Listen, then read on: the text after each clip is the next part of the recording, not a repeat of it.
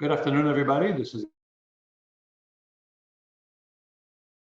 hello, Jeff. How are you? Good afternoon. Good to see you. Good to have you on our little show here. Um, Before we get started, Jeff, I'm just curious. How are you doing personally? Where are you, and how is life treating you? What do you do to get to stay healthy and sane? Well, I guess we got exiled out of New York City somewhere around March 13th, and we, along with many others, left for the suburbs. And I'm out on the eastern end of Long Island, and my family's here. And I guess if I had to be anywhere, this is a pretty good place to have to camp out. And there are some positive things out of all this. You do get to spend some time with your kids and family, time that we don't always get to do. So there is a positive. In terms of my schedule, basically, I try to. I'm pretty active in general, so I try to get a workout in almost every morning, and then it's literally morning till night on Zoom calls. Something we now find ourselves all too familiar with.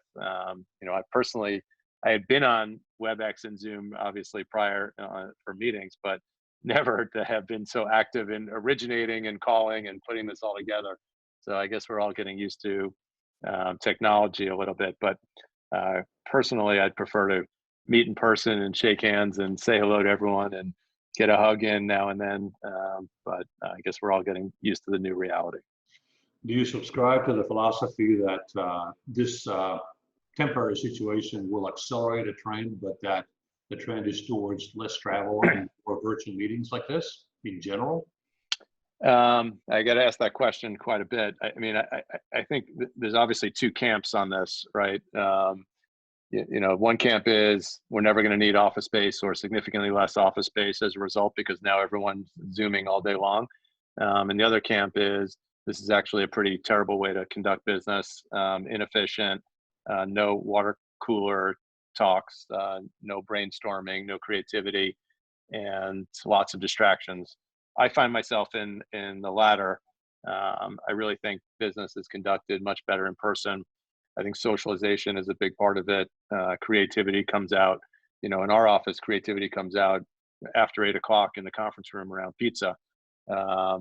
And so I do think we're really missing that part of the creative process. I do think, however, so I personally think that people want to get back to the office. I know my team members want to get back to the office, and I know from speaking to our tenants that they want to get back to the office. Interestingly, we have had 4 very large tenants that we are in various stages of building out for them building out to occupy space that have approached us basically saying they can't deliver the space that they were planning to deliver as dense as they were planning to be in the midst of this. And, how can they get more space? So that has been one side of it. And the other side is obviously, some people are just comfortable with this and people like working at home and they need less space. And quite honestly, after the economic impact of this, they may not be able to afford the same amount of space that they had before. So there are two contrary views. I don't think you're going to get a wholesale one way or the other. I think you'll have a combination of the two. And I think, the larger companies that have the balance sheet and liquidity to do it will probably wind up taking, more space and making that environment even more comfortable for their.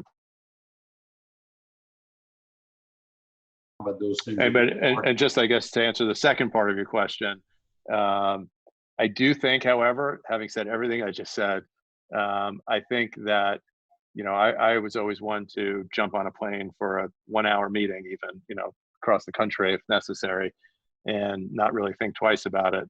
And I will say, the ease of this and the ability to jump on this would make me second guess a trip like that. Certainly in pre-vaccine world, but even in post, I think that people are getting more comfortable with this. And, if it avoids a day trip and you could really do this. So the impact, I think, is less commercial office, but more, certainly airline industry and as it relates to real estate, hospitality. I think there could be a permanent shift from there. I think so too. I think that after 9/11, we had sort of a quantum leap change, not Yeah. as severe or as drastic as people thought to begin with in the middle of the 9/11 confusion and chaos, but it settled into a new normal, which was different than the prior normal. Probably the same thing here, don't you think? Yes, I agree. Yeah. So at the risk that somebody on this listening to this doesn't know who Related Companies is, would you mind giving us a 1 or 2 minute overview of what you do, the scope and scale of Related? Sure. So we have lots of different companies, but at its heart, we're a real estate development company, or a true operator, in the sense that you often refer to operators and investors. So what that means is we do everything that touches the real estate in-house. We have about 4,000 employees across the United States. We do everything from acquisition, finance, construction, design, sales, marketing, leasing, and as you know, have a separate funds management business as well. And across the country, we are based in New York City. We have offices in Chicago, LA, San Francisco, Boston, DC, all the kind of major urban markets. And we've been very active in residential. The start was actually in affordable housing, still a very, very large and important and increasingly more important part of our business. But then market rate housing and for sale housing and office, hotels, and really over time the expertise has moved into high-rise urban mixed-use environments, and people are generally familiar with us for our work at Time Warner Center in New York City, soon to be renamed Deutsche Bank Center, the Hudson Yards on the west side of Manhattan, which ultimately will be about 20 million square feet of development, the largest real estate development ever done in the United States. And then we have similar large-scale projects, one out on the west, just entitled for about 13 million square feet. Arguably today, probably one of the best pieces of real estate, given its location in the middle of Silicon Valley and Apple and Facebook and Google surrounding it. Those companies all, as a result of what's going on, probably becoming even stronger than they were before and more in need of space and growth in those markets. So that's really where we've grown the business. And then about a decade ago, as you know, we set up a funds management division where we manage close to $8 billion of institutional third-party capital in virtually every aspect of the real estate industry. We have equity funds, debt funds, separate accounts, a big focus on multifamily. And interestingly, we're just finishing up a fundraise for our third equity fund. And we've always really viewed that as a counter-cyclical business to the development business. And so fortunately in that business today, we have lots of dry powder. And I think that there's going to be a lot of things to invest in post this crisis. They're also involved with things beyond real estate. Can you describe that? Yeah. So, well, a couple other, I guess, things in the real estate side. We've also vertically integrated along the way. So we own a mechanical engineering company. It was a public company we took private called KSW. So we do our own work in our buildings and obviously for third parties. We own a glass curtain wall manufacturing facility that we started in Pennsylvania that produces curtain wall, again, for us and for third parties. So we have really vertically integrated along the way. We have construction businesses, and we have invested with many of our tenants. We own some restaurants that occupy spaces in our buildings, and then along the way we invested in a majority owner in Equinox Fitness Clubs and SoulCycle and Blink. And they both act as tenant as well as the investment that we made in that company. So, couple different businesses. Yes, a few, but it gives you a terrific view of the world. And I'm curious about how has COVID-19 affected the various aspects of it, which have proven to be more resilient, which have proven to be more susceptible to the shock. I mean, it's interesting as you think about events like this. You think over time that you've built diversified businesses, so including Steve Ross, our founder, who owns the Miami Dolphins, and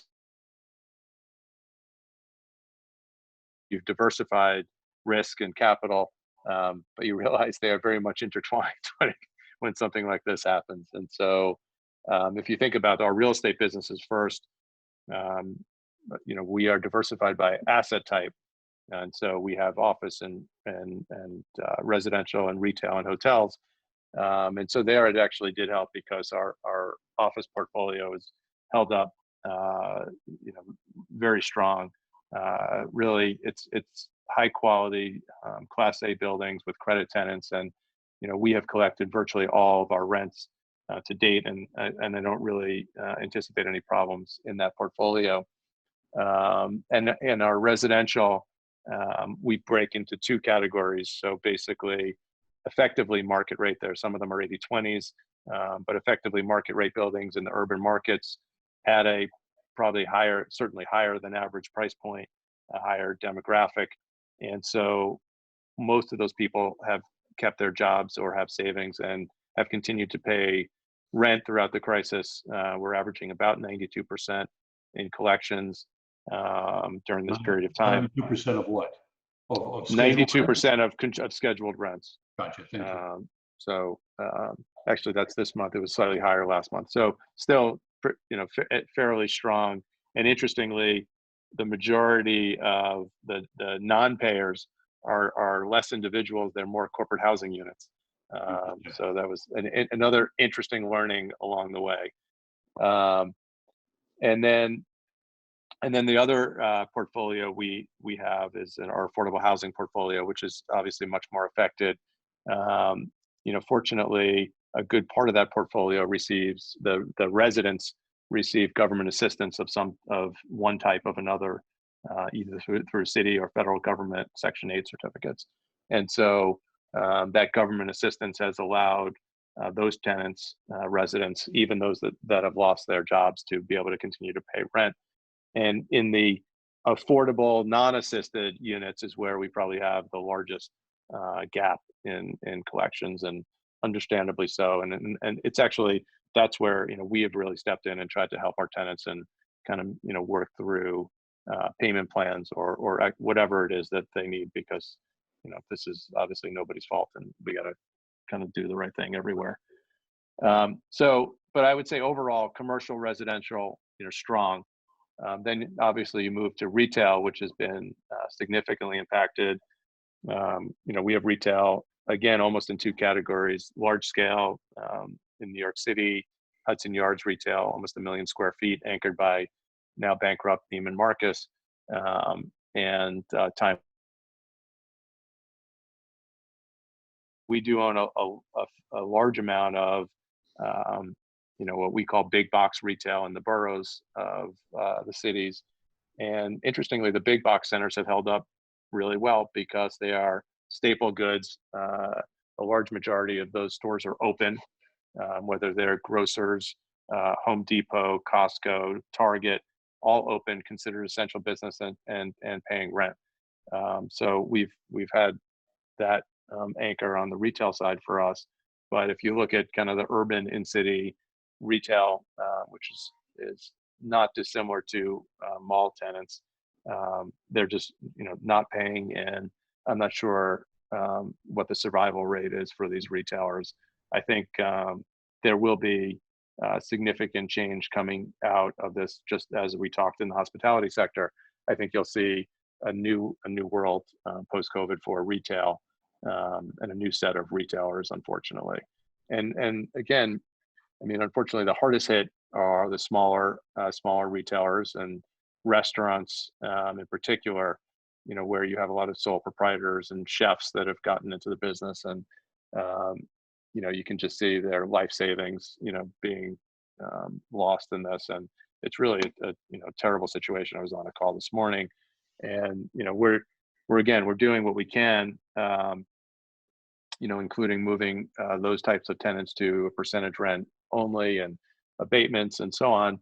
And the problem is, even at effectively no rent or percentage rent.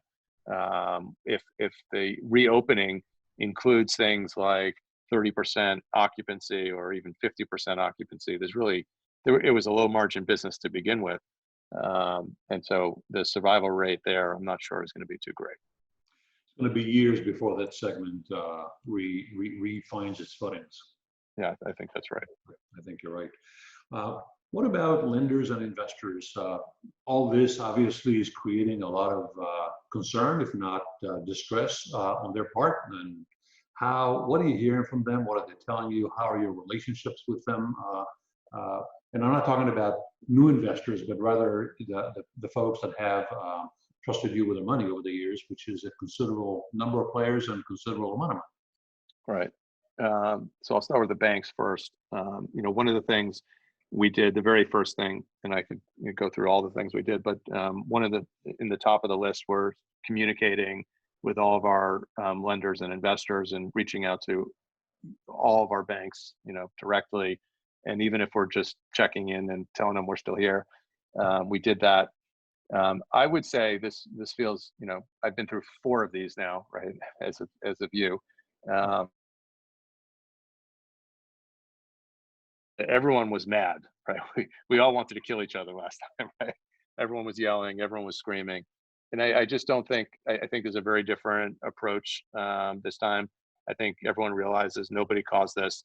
The banks are in much stronger positions than they were back then. The developers are much stronger and less levered than last time.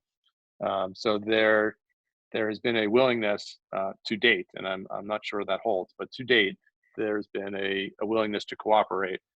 And almost all the banks universally across the board, to the extent that there are real shortfalls in cash flow, particularly around hotels and retail, have immediately just sent back forbearance agreements to the extent necessary, for whatever the period, 60 or 90 days, and tacked on to the back, which has been helpful for things that are closed, like retail centers and hotels.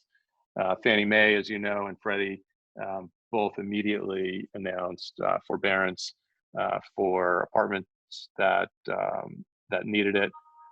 We fortunately haven't, because of all the reasons we just talked about, needed to do any of that.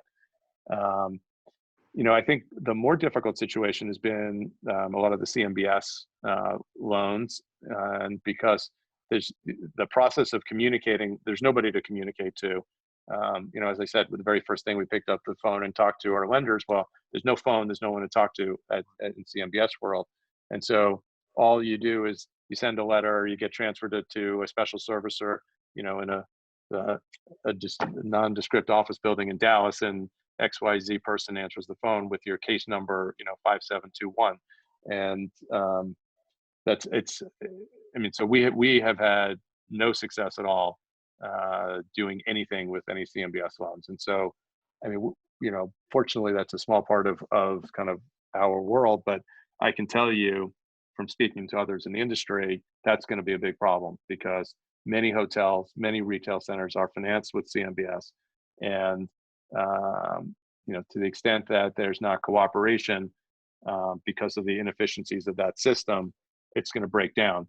And I think, we're going to find as an industry a huge amount of commercial mortgage defaults, around those 2 asset classes, with not a clear path to fix it. So anyway, that's been troubling, and I think that could get worse. With regard to our investors, whether it's in development deals or in our funds, same thing. We have reached out, and I would say the first couple weeks, the response from investors was, they're overwhelmed. They're doing kind of their own inventory, trying to figure out where the fires are.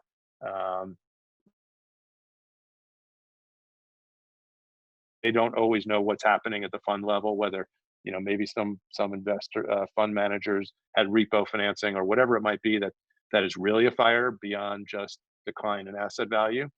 So we were quick to alert everyone that we didn't have any of those fires.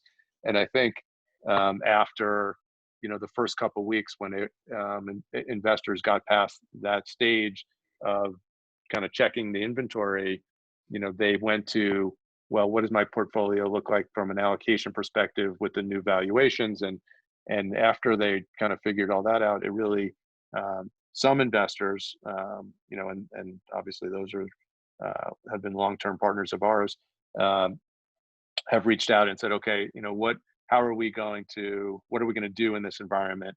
You know, are there opportunities for us to deploy capital in a rational way, given what's going on? And so that, you know, was very encouraging to hear from investors, you know, that have capital and have trust, and that's really where, you know, you have a long-term relationship, and, you know, people ask, you know, people calling just to see how we're doing, just like as we're calling, and, you know, it's nice to hear, and people seem to be very understanding of the situation. Again, you know, unlike the last go round where there was a lot of finger pointing, I don't think at the moment there's been less of that. Now, you know, as this goes on, and, you know, the potential for real defaults past forbearance and the potential for recognized losses instead of just markdowns starts to occur, my guess is people start to get frustrated, and, you know, the other side of this comes out. You know, so much of what, you know, we can talk about really depends upon, you know, how we get back to work, when we get back to work, and, you know, how soon we can get to some sense of normalcy. And I think that'll really determine, you know, how all those relationships, you know, Right. work themselves out. Well, so much to follow through on that last few minutes of your discussion, but let's kind of go back to investors and lenders and the relationship with them. So far, it sounds like no one has either yanked the chain or on your portfolio. Have you seen any dislocations as a result of this on the outside? In other words, everything you described is kind of like defensive strategies, kind of protecting the house, Right. understanding what's going on. What about the offensive side? I mean, the only negative, I mean, real negative, that you know, I've heard throughout the industry occurring yet has been the repo lenders, primarily on the mortgage REITs. You know, those that either own securities that were pledged, and trade in the fund where there was a mortgage REIT that had repo financing on some Freddie Mac B pieces, as you know, and we were able to purchase a big pool of those Freddie Mac bonds very quickly, because, I mean, we had been buying this product for years and years, and we were one of the early investors and very familiar with how to underwrite and understand the portfolios. And so we were able to jump in, and simultaneous with the repo lender taking that pool back, we were able to purchase direct from the repo lender. And, you know, when the program first started, we were one of the first buyers, and we used to buy at roughly 14-15% returns. And originally, Freddie only wanted true operators in there because they wanted to make sure if you ever had to take over a portfolio that they had someone who knew how to do that. And ultimately, over time, there were more financial buyers led into that system, and those 14%, 15% returns came down to, I think the last trades were probably in the 8 or 9, and we had stopped buying probably around 11. And we were able to buy this pool back at the 14, probably maybe even a little more, you know, level. So, you know, we thought that was a great trade for us, but I haven't seen a lot of trades, quite honestly. I think most people are watching, you know, they've gotten past the defensive mode, and I think most people are just sitting and watching right now. There's, I mean, I don't know if you've heard, but I really haven't heard of any physical asset trades happening at all. I think the markets are just frozen. There's no financing, or very little.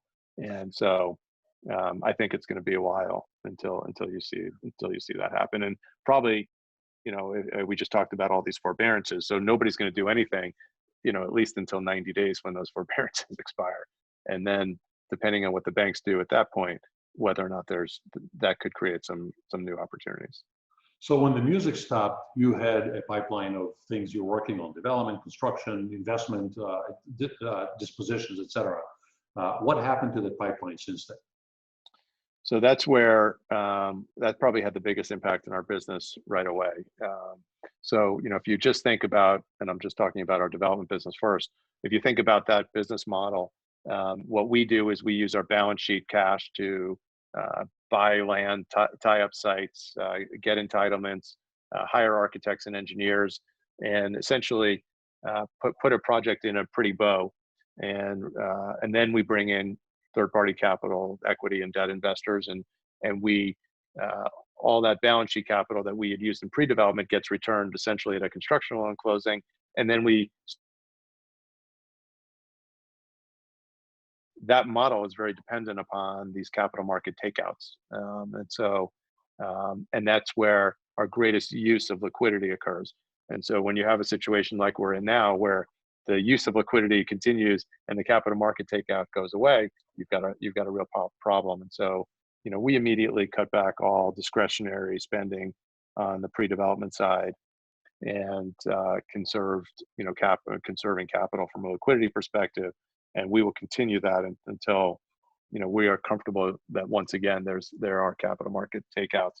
So that has been, very disruptive in terms of the growth part of our business. And, again, hopefully this doesn't go for extended periods of time and we can get back to some level of normalcy. And I will say, as part of that as well is us taking those things that haven't started and reanalyzing each one of those business plans, because some of them may involve, multiple hotels or whatever it might be that just might not be appropriate given the new landscape. And so combination of say conserving liquidity and reevaluating business plans.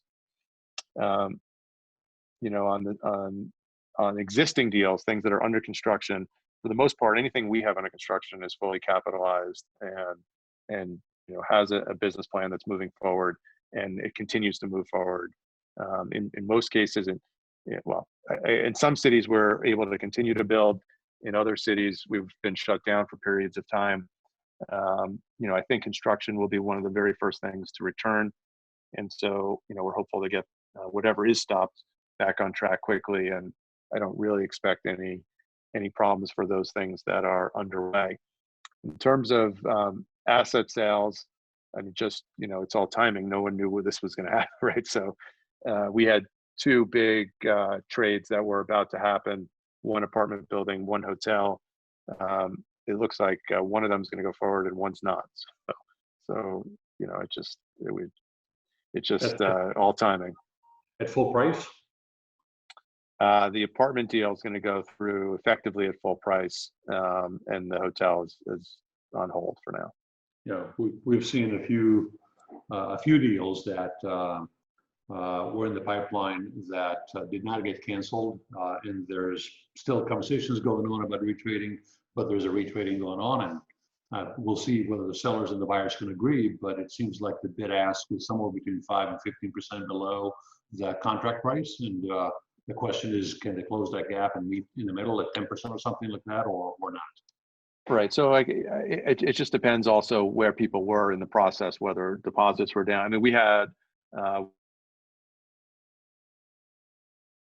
last week that was under contract with a very large deposit to a pension fund purchaser, and they called asking for some time because their financing was pulled.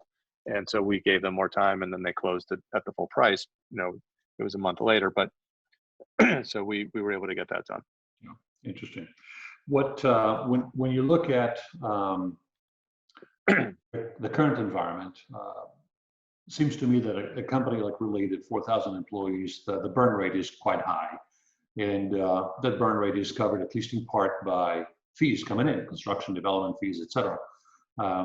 When things begin to either shut down or get stretched out over time, it could create stress. How are you set up for that? What are you doing about managing that stress, and where do you go from here?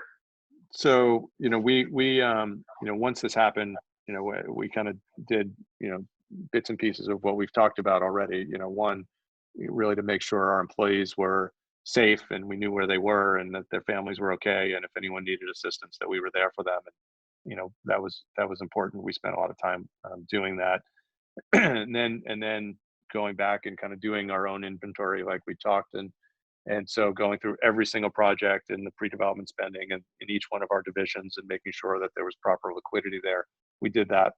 And we have also made a commitment to our employees that we're going to keep everyone employed throughout this period of time. We don't think this is a time when you leave kind of dedicated employees hanging, and so we have done that, and there's no question we are incurring costs and using liquidity to do that. But I think it's the right thing to do long term for the business. At the end of the day, when we get through this and we reevaluate the business, my guess is we will have areas of the company that are growing. As we talked about the funds that are now, again, just fortuitous timing, that have lots of liquidity in their funds and probably lots of growth opportunities. So we'll probably move more people into that area. And people that are on our existing developments are going to continue doing what they're doing. And we might have some canceled or delayed new construction starts. And ultimately, we're going to have to right size. We're going to have to right size the business. And so, it's not clear yet what that's going to look like, but that might be something that happens down the road. So let's start looking out a little bit. I wonder, what is your point of view about the next 6 to 12 months? What happens with respect to restarting your business and restarting your projects, given the virus and the economy? I think that the dividing line is not necessarily an arbitrary 6 to 12 months. It's pre-vaccine and post-vaccine, because I think and so I don't know if that's 12 months or 18 months or some other time, but I think those are the two timelines that I would divide it into. I think pre-vaccine, we're going to be in a very strange a new world in terms of every type of interaction that we have, in terms of going to the office, in terms of commuting, in terms of going to restaurants and sporting events where we may not go to, and concerts and anything like that. Obviously we're all going to be wearing masks, and we're going to enter into our office buildings with temperature checks and cleaning protocols and social distancing, and elevators that you don't press buttons, and 2 or 4 people in the elevator, and all these things are going to have a huge impact on our daily lives. And and obviously less travel, we talked about. And so I think people in the pre-vaccine period will have this period of time when they are partially back to office and partially not. So I don't see a real return to normalcy in that period. And then we're all hopeful that there is a vaccine, and that's going to take some time to not just find it, create it, but then distribute it to 7 billion people around the world. I don't even know how you manufacture that, but hopefully that is something that happens. And then look, I think our country is resilient, our cities are resilient. We've been through this before. Steve Ross always says, when things are bad, people can never remember how they turned good, and when things are good, they never remember that they can turn bad. And I think that really holds true. And I often think back to that in times like this. And I do think, I train my brain to think that we are going to get past this. And I do think afterwards, people are going to really want to go out, are going to miss the social, have missed the social interaction, or are going to want to go to sporting events, are going to want to go to the restaurants. The negative is, depending on how long this time frame is, what was the economic damage that occurred during the, whatever it is, 18 to 24 months. And, does the consumer have the same purchasing power after vaccine, even though he or she may want to do those things? Are they able to do? And same with businesses. What's the business's balance sheet look like post-vaccine after burning through lots and lots of liquidity? I mean, I don't know. Anyone talks about these V's or whatever it is. I don't think so. I think it's gonna take a while. So what does it mean to your business? I think it's just it's everything we talked about. It's deferral of a couple of new businesses on the new opportunities on the development side. But I think that there will be lots of opportunities for well capitalized, well resourced entities like ourselves to come in and either provide rescue capital or have the opportunity to buy assets at significant discounts. But I think it's too early because nobody really knows what's going to happen yet, and we don't really know, when the cure is going to be there. We don't know what the government's going to do, and so there's some of it. Some of the deals you can do now, you're gambling more than investing, and you just have to be a little careful in the short term. But I do think cities will come back. People. I remember after 9/11, everyone was, oh, no one's ever going to live in a city again, and no one's going to live in New York City, and no one's going to want to be in a high rise, and all that stuff. And I think people have short memories. People. I think there is a return to normalcy as soon as it can be. It sounds like you believe that things will revert back to the trend line, if you will, but this particular reverting back, given that it's so connected or at least dependent upon the vaccine, may take a long while to get there. So, I mean, I think if you looked at, for underwriting purposes, if you looked at 19, right, 2019, maybe we are there again in 22, 23, right? Yeah. So wherever you were headed in 19, you start that over in 22. So going back to our conversation about delayed projects and, and company overhead carrying through, that's a long carry. There are probably not that many organizations, development companies, operating companies that can survive at 50 or 60 or 40% of their 2019 volume without some radical changes. And even then, they may not be able to rationalize enough and need infusion. So I think you said you expect to see some opportunities in helping those companies kind of work through those issues and perhaps take over or buy a piece of them or somehow become a part of their rescue. Right. I mean, if you think about it, there's always the famous line, never waste a good crisis. If you think back to 08, 09, we were able to tie up the land for Hudson Yards in the midst of that downturn. And, I just think that it's going to spur other unique opportunities to allow zonings that they may not have previously allowed in order to encourage economic development. And I think that land will trade because it has to, because people have to. And so that could lead to other opportunities. And, hopefully, our governments are back in a growth mindset, and whether it's RFPs like a Hudson Yards, and things are done because everybody's on board with creating jobs and economic development opportunities. And if you kind of work your way into that cycle, that could really provide some unique real estate opportunities for us. Yeah, I can imagine. In the last couple of downturns, the early opportunities were presenting themselves when there was not a whole lot of liquidity in the market, particularly not in the credit side of the business. So basically, early movers were those who had equity to move quickly into the market, take advantage of this dislocation, and capitalize upon that, including yourselves. Do you expect the same thing this time, or do you think that the credit markets are going to be much more available to finance these kinds of acquisitions? I mean, the credit markets have bounced back depending on what type of borrower you are and what type of company, and a lot of that had to do with Federal Reserve and the lending facilities, because it really would have seized up had they not come out with the programs that they did. So you don't have the real crisis. We almost had it with the mortgage rates, and we did have it in a couple situations, but had the Fed not stepped in, every mortgage rate would have been out of business. Right. So that very quick,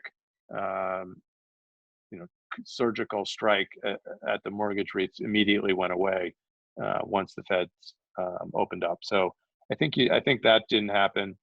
I think that's good for the industry overall. And I don't think that there's the immediate opportunity. I think people are sitting on the sidelines a little bit, just trying to figure out exactly how this is going to play itself out. I mean, it is unbelievable, the differing views that you get, watching. We all watch more CNN and CNBC combined in the last, month in our entire lives. And, you can watch in the morning and get one opinion, in the afternoon, get the exact opposite. So I think, I tried to take the best bits and pieces from each, and ultimately you have to make your own call.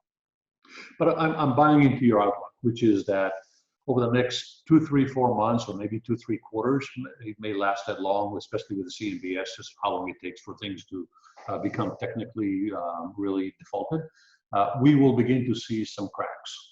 And the longer it takes to come up with a vaccine, the heavier the burden of carry is on the companies and the players. And like every single hole. So eventually we'll see some opportunities begin to break out, and eventually it's going to get bigger and bigger and bigger, depending on how long it takes to get to the vaccine. So I'm working off of your base scenario. So in that case, as that happens, do you expect that by the time those opportunities arrive, it'll be an equity-only play? And do you think it's going to be a very busy world? It's going to be lots of bidders? Because today, the headline is there's a ton of equity ready to get deployed, just waiting for the opportunity. By the time we get there, will that... Gadi, I lost you there.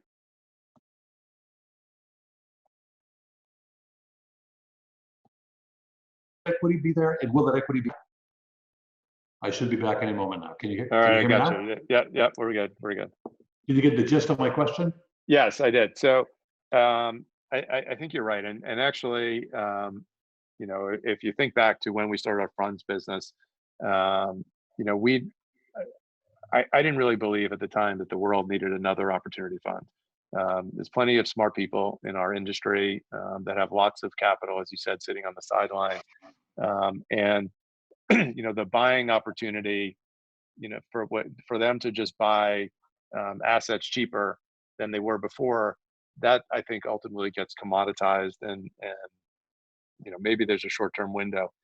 What we tried to focus on to differentiate our funds business early on was really focusing on areas that the business plan involved real estate execution capabilities. And really that's using, those 4,000 people in property management and underwriting and construction and infrastructure development, really to create value in the process. And so we are unlikely to be a successful bidder at an auction for a property that used to trade at 100, now is going to trade at 70, because somebody else is going to pay 75. And there's no real competitive advantage for us to buy. Where we will have a competitive advantage is a defaulted construction loan, right? And so because a defaulted construction loan, the buyer needs to know what to do tomorrow when there's 200 people that working on the job looking for direction, and often additional capital needed to finish. And many of the others in the funds management business don't really have the expertise to execute on those business plans. And so in 2008, we bought almost every half-built building in the major urban market across the country, and that really filled up that first fund. And we are already talking to other developers in need of capital, and I think that's where we will shine once again. And that's where, as you said, where all of our people are going to be doing, when they're not building new buildings as much, they'll be working on other unique opportunities.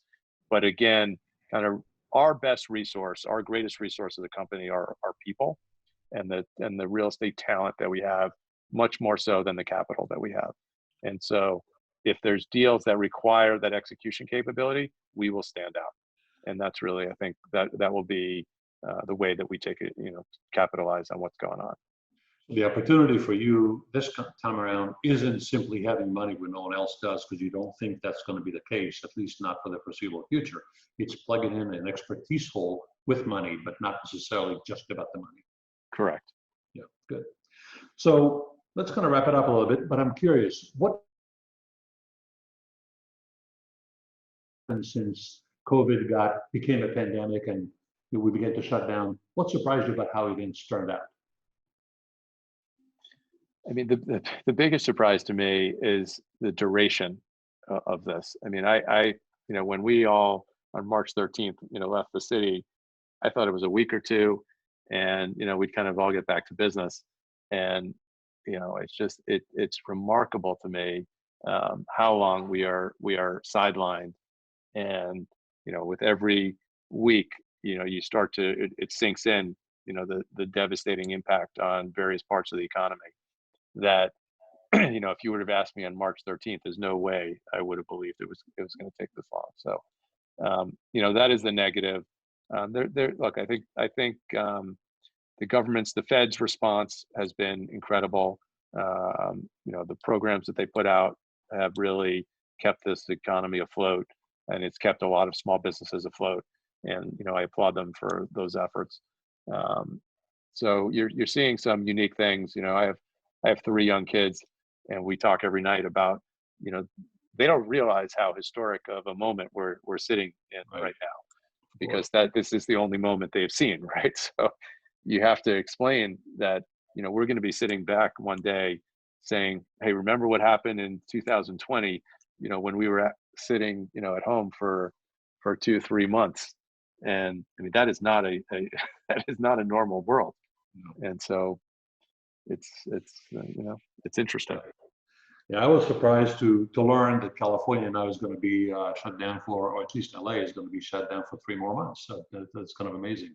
Yeah, I think New York is going to be for a while too. Yeah. So if you look forward, what do you think will be surprising the world in a month from today?